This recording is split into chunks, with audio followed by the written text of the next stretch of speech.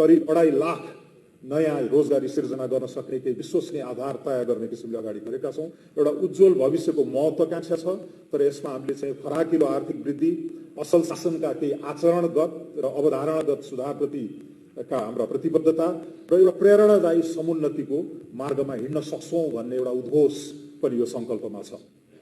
यस मानेमा BP कोइरालाले 5 सालमै भन्नुभएको जुन कुराहरू थियो त्यसलाई हामीले राजनीतिक रूपमा एउटा असल शासन भएको उदार लोकतन्त्र, समन्वयित समाज र विशाल मध्यम वर्ग मिडल क्लास उद्यम मैत्री, उद्यम अनुशील अर्थतन्त्र हामी बनाउँछौँ भनेर अलिकति असल शासन र अर्थतन्त्र बलियो बनाउने एजेन्डालाई हामीले यो शान्ति प्रक्रिया, संविधान निर्माणपछि फेरि रिक्लेम गर्ने एउटा स्पिरिट पनि यो संकल्प पत्रमा घुसेको छ। अब साथीहरूलाई म केही 4-5 राजनीतिक दृष्टिकोणबारे कुराहरू राख्छु यस संकल्प पत्रमा लेखिएको। मुख्यतः 5 कुरा हामीले यसमा उठाएका छौँ। सत्ता स्वार्थका आधारमा बनेको नेपाल कम्युनिस्ट पार्टी आन्तरिक शक्ति सङ्घर्षको कारणले विघटन भएको र नेकपा एमाले संवैधानिक रूपमा राज्य सञ्चालन गर्न असफल भएको दाबी यो संकल्पमा परेको छ। दोस्रो मुद्दा लोकतन्त्र र संविधानको रक्षार्थ पुनर्स्थापित प्रतिनिधि सभाले स्थिर सरकार बनाएको र नागरिकता विधेयक लगायत 30 कानून निर्माण गरेर त्यो पुनर्स्थापना पुष्टि भएको दाबी यो संकल्प पत्रमा परेको छ।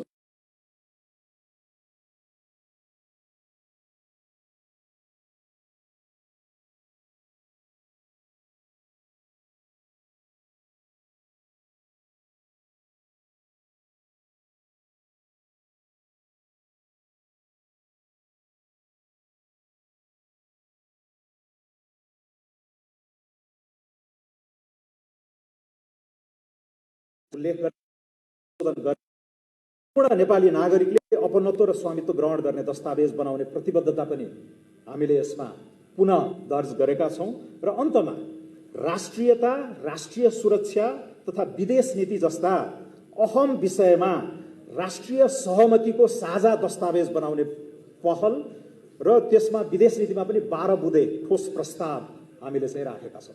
त्यसैले यो 5 जति चाहिँ हामीले राजनीतिक पाटोमा त्यो खण्ड कमा खण्ड 1 मा चाहिँ यसरी उल्लेख गरेका छौँ। दोस्रो खण्ड मैले साथीहरूलाई अघि निवेदन गरिसकेँ, अलिकति ऐतिहासिक विरासतका कुरा छन्, यी पूर्णताको लागि हामीले रिफ्लेक्ट गरेका हौँ, त्यो पछि डकुमेन्टमा यहाँहरूले देख्नुहुनेछ।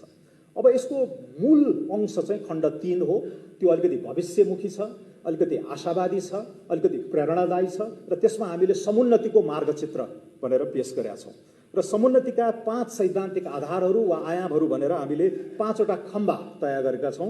पहिलो हो यो लोकतान्त्रिक प्रणालीकै पद्धतिकै पनि शुद्धिकरण र सुशासनका कुराहरू पर्छन्, गुड गभर्नेन्सको एजेन्डा त्यहाँ छ। दोस्रोमा समावेशी आर्थिक सामर्थ्य, एउटा फराकिलो आधार, आर्थिक आधार भएको अर्थतन्त्र हामी बनाउन चाहन्छौँ भन्ने कुरा, इकोनोमिक एजेन्डा त्यो दोस्रो खम्बामा छ। तेस्रो गुणस्तरीय शिक्षा, स्वास्थ्य, भरपर्दो सामाजिक सुरक्षाको खाकामा नै हामी यो समन्यायिक समाज, नेपाली समाजको निर्माण गर्छौँ भन्ने तेस्रो आधार त्यहाँ छ। चौथो जलवायु परिवर्तन, वातावरण र विपद व्यवस्थापनका मुद्दाहरू, पर्यावरणीय मुद्दाहरू चाहिँ चौथो आयामको रूपमा प्रस्तुत छ। र पाँचौँमा चाहिँ हामीले सार्वभौमिक समानता, यो प्रिन्सिपल अफ सभरेन रेसिप्रोसिटी र सशक्त अन्तर्राष्ट्रिय भूमिका को बारेमा चाहिँ हामीले बोलेका छौँ। यो हाम्रो अन्तर्राष्ट्रिय फाँटका विषयहरू यसमा परेका छन्। यो बोल्दै गर्दाखेरि हाम्रो पृष्ठभूमिमा केही सङ्क्रमणहरू, यो पृथ्वीले नै एउटा कोल्टे फेर्दैछ। हामी होलोसिन भन्ने एउटा भौगोलिक युगबाट एन्थ्रोपोसिन भन्ने भौगोलिक युगमा जाँदैछौँ। क्लाइमेट चेन्जको विषय असाध्यै प्रधान बनेको छ। हाम्रो जियो पोलिटिकल भू राजनीतिक शिफ्ट भइराखेको छ। Global centre of economic activity सन् 2050 एसियाकै मध्यभाग हाम्रै हिमालयतिरै आएर बस्ने भन्ने प्रक्षेपणहरू हामीलाई थाहा छ। भारत, चीन लगायत उदीयमान एसियाली छिमेक राष्ट्रहरू छन् भनेपछि यो जियो पोलिटिकल शिफ्टका कुराहरू पनि छन्। र हाम्रो देशभित्रै पनि एउटा ठुलो शिफ्ट चाहिँ जनसाङ्ख्यिक परिवर्तन जुन भइरहेको छ, जनसाङ्ख्यिक बनोटमा आइरहेको यो द्रुत परिवर्तन छ, जुन 25 वर्षभन्दा मुनि आधा जनसङ्ख्या छ। हामी अर्को 8-10 वर्षमा बुढ्यौलो समाजतिर जाँदैछौँ। 25-30 वर्षमा हामी एउटा प्राउड एजेड सोसाइटी बन्दैछौँ भनेपछि अर्को 1-1.5 पुस्तामा हामीले फड्को मार्नुपर्ने एउटा चाहिँ भिजन दिनको लागि पनि त्यो ती ब्याकग्राउन्डका शिफ्टहरू र ट्रान्जिसनहरूलाई हामीले चाहिँ मध्यनजर गरेर एक किसिमको खाका प्रस्तुत गरेका छौँ। यसमा हामीले गतिशील अर्थतन्त्र भएको समन्यायिक मुलुक जहाँ चरम गरिबीलाई हामीले एक अङ्कमा सीमित गर्नेछौँ, लेस देन 10%। अर्को 5 वर्षमा हामीले प्रति व्यक्ति आयका स्थिर मूल्यमा, चालु मूल्यमा विभिन्न प्रक्षेपणहरू गरेका छौँ र समग्र खर्चको त्यो समुन्नतिको रोडम्यापलाई पुरा गर्नको लागि कति खर्च चाहिन्छ र त्यसको आकलन र अपुग रकम बारे पनि हामीले केही बोलेका छौँ। र यसमा मैले भनिहालेँ, सम्मान्य प्रधानमन्त्री यसभन्दा अघिल्लो पटक प्रधानमन्त्री हुनुहुँदाखेरि हामीले दिगो विकासको रोडम्याप लिएर आएका थियौँ। त्यसैलाई टेकेर, त्यसैसँग तादात्म्यता मिलाएर यो सस्टेनेबल डेभलपमेन्ट गोल्सका रिसोर्स फ्रेमवर्कसँग पनि हाम्रो घोषणापत्रलाई गाँसेका छौँ। यस मानेमा यो यथार्थपरक छ र यो विश्वसनीय छ भन्ने हाम्रो दाबीलाई यसले थप पुष्टि गर्छ जस्तो मलाई लाग्छ। तर मध्यम कालको रोडम्याप दिँदै गर्दाखेरि एक किसिमको अधैर्यता छ समाजमा। तुरुन्तै चाहिँ के गर्छौ तिमीहरूले भन्ने प्रश्न पनि जायज भावनाले हामीले तात्कालिक आर्थिक एजेन्डा भनेर 5वटा विषयमा बोलेका छौँ। एउटा यो आयातको विषय, हाम्रो बाह्य असन्तुलनको विषय, कर्जा र तरलताको विषय र अहिले चर्कँदै गएको मुद्रास्फीतिको विषयमा पनि हामीले यसलाई तत्कालै 6 महिनादेखि 1 वर्षभित्र हामी सम्बोधन गर्छौँ भन्ने कमिटमेन्ट छ। त्यो अगाडिको खाका मिडियम टर्म भयो, यो चाहिँ हामीले तुरुन्तै गर्ने भनेर, त्यही भएर नाम पनि हामीले तात्कालिक आर्थिक एजेन्डा भनेर भनेका छौँ। त्यसपछि सार्वजनिक आय र खर्च, पब्लिक फाइनेन्स बारे हामीले केही बोलेका छौँ। त्यसपछि यो औद्योगिक पूर्वाधार र नेपाली उत्पादन प्रवर्धन र युवाहरूलाई विशेष चासो रहेको विषय डिजिटलाइजेसनको विषयमा हामीले चाहिँ तत्कालै अनि केही नयाँ कुराहरू लिएर आउँछौँ, केही नवीन कुराहरू लिएर आउँछौँ भनेर राखेका छौँ। चौथो, रोजगारी र सिपलाई हामीले जोडेर त्यो तात्कालिक आर्थिक एजेन्डामा छ। र 5औं चाहिँ स्वच्छ ऊर्जाको क्षेत्रीय खपत भनेर आन्तरिक र दक्षिण एसियाली लेभलमै अहिले जुन जुर्मुराइरहेको एक किसिमको पहलहरू छन् त्यसलाई अझै थप मूर्तता दिनको लागि पहल चार्छौँ भनेर। सो आर्थिक एजेन्डामा यी 5 विषय भए। त्यसपछि यो तात्कालिक भौतिक पूर्वाधार एजेन्डा भनेर पनि हामीले अहिलेको सबैको चासो रहने 4 लेनका बाटोहरूदेखि लिएर सुरुङ मार्गका विषयहरूदेखि लिएर ठुला ठुला सिँचाइ परियोजनाहरूदेखि लिएर हरेक घरमा एक धारा पुर्याउने विषय, हरेक घरमा बिजुली पुर्याउने विषयहरू कुराहरू छन्। ऊर्जाको पनि हामी चाहिँ 10,000 मेगावाट पुर्याउने, प्रति व्यक्ति युनिट 1200 युनिट पुर्याउने जस्ता कुराहरू चाहिँ तात्कालिक भौतिक पूर्वाधारका एजेन्डाहरूमा छन्। अघि मैले सुरुमा भनेको 5-8 वर्षको कुरा भयो, बाँकी दशकका कुराहरू जुन दिगो विकासका लक्ष्यहरूसँग जोडिने गाँसिने भए। तर यो तात्कालिक आर्थिक र भौतिक पूर्वाधार चाहिँ साथीहरूले यो 1 वर्षभित्र नै हामीले यसलाई केही मोमेन्टम दिन्छौँ भन्ने सङ्कल्प यो डकुमेन्टमा परेको छ। त्यसपछि हामी केही क्षेत्रगत प्राथमिकतामा गएका छौँ। यसमा 11वटा क्षेत्रमा केही परिमाणात्मक लक्ष्यहरू छन् जसलाई नाप्न सकियोस्, जसलाई भेरिफाई गर्न सकियोस्, जसप्रति हामी आफै उत्तरदायी बन्न सकौँ, त्यस्ता खालका गोल्सहरू, लक्ष्यहरू, टार्गेट्सहरू चाहिँ हामीले तय गरेका छौँ। अब विशेष अलिकति हाइलाइट गर्न मलाई मन लागेको विषयहरू म यहाँ समक्ष उल्लेख गर्छु। पहिलो, यो सामाजिक सुरक्षामा धेरै नै यो पपुलिस्ट कम्पिटिसन भइरहेछ यो देशमा। हामीले 74 सालकै घोषणापत्रमा के लिएर आयौँ भन्दाखेरि एउटा एकीकृत अवधारणा, सामाजिक सुरक्षाको एकीकृत अवधारणा। यो पपुलर हुने नाममा कहीँ टुक्रे वितरणमुखी कार्यक्रमहरूमा मात्रै हामी नअल्झौँ, एउटा पार्टीले गर्ला अर्को पार्टीले पछ्याउन बाध्य होला। यसको एकीकृत धारणा, कोखदेखि शोकसम्म, जन्मेदेखि मृत्युसम्मको जीवन चक्रका जोखिमपूर्ण चरणहरूमा राज्यले कसरी, कहाँ, कति भरथेक गरिदिन सक्छ भन्ने कुराहरूको चाहिँ एउटा युनाइटेड फ्रेमवर्क चाहिँ हामीले प्रस्तुत गरेका थियौँ पहिला पनि, र त्यसलाई हामीले स्थानीयमा पनि प्रस्तुत गर्यौँ, अब पनि हामीले यसलाई अगाडि लाँदैछौँ। यसमा अहिले प्रमुखता रूपमा हामीले चाहिँ स्वास्थ्यको एङ्गलबाट हेर्दाखेरि 373 को एउटा नयाँ अवधारणा लिएर आएका छौँ।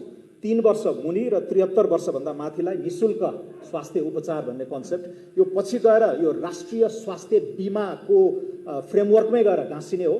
तर अहिलेलाई 373 को कन्सेप्ट हामीले लिएर आएका छौँ। हामीले जनसङ्ख्याको प्रक्षेपणहरू हेर्दाखेरि करिब 38 देखि 39 लाखको हाराहारीमा यो जनसङ्ख्या हामीले यसलाई सम्बोधन गर्नेछौँ। 5 वर्षभित्र हामीले 100% नेपालीहरूलाई स्वास्थ्य बिमाको खाकाभित्र लिएर आउनेछौँ। तिर्न सक्नेले योगदानमा आधारित त्यो बिमा प्रिमियमहरू तिर्छ, तर 65 वर्षभन्दा माथिको लागि बिमा निःशुल्क हुन्छ। यी यावत कुराहरू स्वास्थ्यको एउटा एकीकृत खाकाभित्र चाहिँ हामीले त्यसरी लिएर आएका छौँ। दोस्रो विषय उद्यम र रोजगारी अभियान हो। प्रत्येक वर्ष हामीले गरेको आकलन अनुसार करिब 2 देखि 2.5 लाख नयाँ रोजगारी सिर्जना गर्न सकिन्छ। यो केही सशर्त कुराहरू छन्। यसमा हामीले एम गरेका रिफर्महरू गर्न सकियो भने यो खालको रोजगारी सिर्जना गर्न सकिन्छ भन्ने छ। यहाँ डिजिटलाइजेसनको ठुलो फड्को मार्ने सम्भावना हामीले देखेका छौँ। स्वदेशी उत्पादन जुन सामान्य प्रधानमन्त्री ज्यूकै पालामा आएको बजेटमा स्वदेशी नेपाली उद्योग नेपालमै रोजगार आफ्नो उत्पादन आफ्नै व्यापार भन्ने नारालाई सम्बोधन गर्ने जुन स्वदेशी उत्पादनसँग केन्द्रित कार्यक्रम छ त्यसबाट पनि हामीले नयाँ रोजगारी सिर्जना गर्ने आधारहरू छन्। तर मुख्यतः आर्थिक सुधारको अर्को चरणमा जानको लागि हामीले करिब 30 देखि 40 वटा ऐनहरू कुनै खारेज गर्नुपर्ने, कुनै संशोधन गर्नुपर्ने र त्यहाँ ग्याप भएको छ भने नयाँ कानुनै निर्माण गरेर एउटा नीति निजी क्षेत्रमा एउटा उद्वेलनै ल्याउने खालको ओम्निबस आर्थिक सुधारको प्याकेजको पनि यसमा वकालत गरेका छौँ। एफएनसीसीआई, सीएनआई लगायत निजी क्षेत्रका साथीहरूले यो बारम्बार उठाइराख्नु भएको कुरा पनि हो। तर हामीले पनि त्यसमा चाहिँ सेलेक्टिभली यो प्याकेजकै रूपमा आउनुपर्छ। करिब 30, 40, 50 वटा ऐनहरूले हाम्रो समृद्धि, हाम्रो समुन्नतिको एजेन्डालाई प्रत्यक्ष सरोकार राख्ने भावनाले तिनको खारेजीदेखि संशोधनदेखि लिएर यी कुराहरूमा चाहिँ हामी काम गर्छौँ भन्ने प्रतिबद्धता पनि छ। र कृषिमा उत्पादकत्व र आकार बढाउने तर रोजगारीको सङ्ख्या अन्य क्षेत्रमा चाहिँ ट्रान्सफर गरेर व्यवस्थापन गर्ने जस्ता कुराहरू पनि पर्दछ। तेस्रो, जलवायु परिवर्तनको एजेन्डा अघि मैले राखिसकेँ। विश्वव्यापी हाम्रो कमिटमेन्ट छ। त्यो सशक्त अन्तर्राष्ट्रिय भूमिका भन्दाखेरि दुईटा विषयमा हामीले विशेष ध्यान दिनेछौँ। एउटा एलडीसी ग्रेजुएसन, अति कम विकसित मुलुकको दर्जाबाट हामी स्तरोन्नति हुँदै गर्दाका त्यो सङ्क्रमणलाई कसरी व्यवस्थापन गर्ने, र अर्को यो हिमालय हिन्दुकुश श्रृङ्खलाको कस्टोडियन नै नेपाल भए हुनाले यसलाई हामीले इन्टरनेसनल फोरमहरूमा सशक्त रूपले उठाउँछौँ क्लाइमेट चेन्जको विषय, र बाहिर ओकालात गर्दै गर्दा हामी भित्रको एडाप्टेसनका मुद्दाहरूलाई पनि हामीले प्रधानताका साथ जानुपर्छ। प्रधानमन्त्रीज्यूले ग्लास्गोमा उठाउनु भएको थियो सन् 2045मा हामी नेट कार्बन जिरो चाहिँ एमिसन भएको मुलुक हुन्छौँ भने हुनाले त्यही खालको महत्त्वाकांक्षा विद्युतीय चुलोमा सवारी साधनहरूमा ऊर्जा उत्पादनमा यो डर्टी सोर्सेस अफ फ्युअललाई प्रतिस्थापन गर्ने विषयहरूमा चाहिँ केही महत्त्वाकांक्षी लक्ष्यहरू पनि छन्। अघि गभर्नेन्सका असल शासनका एजेन्डामा महामन्त्रीज्यूले राखिसक्नुभयो। हामी के गर्छौँ के गर्दैनौँ भन्ने कुराको प्रतिज्ञा नै आएको छ र अव्यवस्थालाई सुव्यवस्थामा बदल्नमा उहाँले राखिसक्नुभयो। र काङ्ग्रेसको नीतिगत नेतृत्वमा विगत 30 वर्षमा भएको विकासको बारेमा पनि धेरै कुराहरू राखिएको छ। अब म अन्ततिर लागेँ। अलिकति क्षेत्रगत प्राथमिकताका विषयहरूमा चाहिँ अब शिक्षामा हामीले केही कुराहरू आइडेन्टिफाई डायग्नोसिस गरेका छौँ। अहिलेको मूल चुरो सङ्कट के हो? एउटा सिकाइको सङ्कट, एउटा सिप र बजारसँग नजोडिएको शिक्षा प्रणाली र छरिएको साधन स्रोतको विषयमा हामीले यसलाई उठाएका छौँ र यसलाई सम्बोधन गर्दै महिला साक्षरता 15 देखि 24 वर्षको उमेरमा करिब 95% पुर्याउने, इन्टरनेट पहुँच शैक्षिक संस्थाहरूमा 80% पुर्याउने, कक्षा 11 को भर्ना 50% पुर्याउने र पाठ्यक्रमलाई पनि अलिकति भोकेसनल र टेक्निकल स्लान्ट दिनको लागि 40% जति करिकुलम चाहिँ यो टेक्निकल र भोकेसनल हुने भन्ने खालको कुराहरू शिक्षामा परेका छन्। स्वास्थ्यमा अघि मैले भनिहालेँ केही कुराहरू। सहज पहुँच र गुणस्तरको लागि एकीकृत राष्ट्रिय स्वास्थ्य प्रणाली, एउटा युनिफाइड हेल्थ सिस्टमको हामीले चाहिँ एडभोकेट गरेका छौँ। त्यसमा बीमा, स्वास्थ्य बीमामा नेपाली कांग्रेसको सरकारहरूले निरन्तर काम गर्दै आएका छन् र यो हाम्रो फ्ल्यागशिप सोशल रिफर्मको एजेन्डा हो। यसलाई हामी यो एकीकृत राष्ट्रिय स्वास्थ्य प्रणालीको एउटा सिग्नेचर इनिसिएटिभको रूपमा अगाडि लाँदैछौँ। उपचार गर्न नपाएर कसैले घर खेत बेच्न नपर्ने त्यो आधारभूत र यो 100% बीमा, सक्नेले प्रिमियम तिर्छ, नसक्नेको लागि अनुदानै दिएर हामी चाहिँ यसरी अगाडि गर्छौँ। अनि अहिले अब यो मातृ मृत्युदर, औसत आयुका कुराहरू, बाल कुपोषणलाई 20% मा झार्ने कुराहरू र अहिले रूपमा आएको नसर्ने रोग, नन कम्युनिकेबल डिजिजेसको बारेमा पनि चाहिँ हामीले स्पष्टसित यसलाई विशेष रूपमा उठान गरेका छौँ। यसलाई 1/3 घटाउने भन्ने लक्ष्य पनि यहाँ राखिएको छ। उद्यम, रोजगारी र निजी क्षेत्रमा अघि मैले भनिहालेँ, फराकिलो र उच्च आर्थिक वृद्धि, रोजगारीका नयाँ स्रोत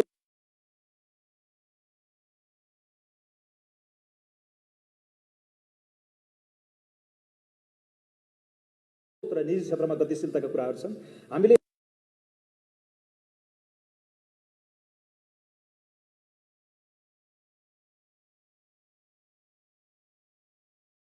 यसमा अहिले साथीहरूलाई पछि हाम्रो पत्रकार सम्मेलनमा म डिटेलमा भनौँला। रोजगारी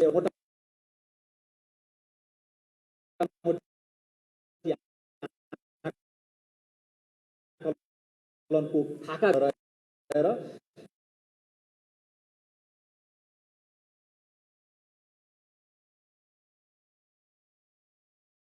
हामीले पछिल्लो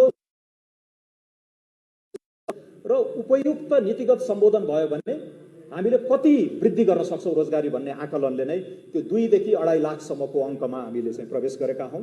डिजिटलाइजेसनमा ठुलो फड्को 2 लाख युवाहरूलाई यो गिग इकोनोमीमा जोड्ने अवधारणाहरू लिएर आइएको छ र अघि मैले स्वदेशी उत्पादन र कृषिका कुराहरू गरेँ। तर यो सबैको सशर्त कुरा हो के बा भने यो ओम्निबस आर्थिक सुधारमा चाहिँ हामीले काम गर्नुपर्ने हुन्छ। डिजिटलाइजेसनमा ई-कमर्स, बिजनेस प्रोसेस आउटसोर्सिङदेखि लिएर यो कृत्रिम आर्टिफिसियल इन्टेलिजेन्समा नेपालमा अहिले भइरहेका कुराहरूलाई हामीले औपचारिकता दिन्छौँ, यसलाई सहजीकरण गर्छौँ र युवा यो सृजनशीलताको उद्वेलनलाई हामीले चाहिँ पुँजीकृत गरेर अगाडि बढ्ने भन्ने खालको एजेन्डा छ। जलवायु परिवर्तनमा मैले भने, कृषिमा मैले भने, पर्यटनमा हामीले चाहिँ करिब 20 लाख पर्यटकहरू भित्राउने, प्रतिदिन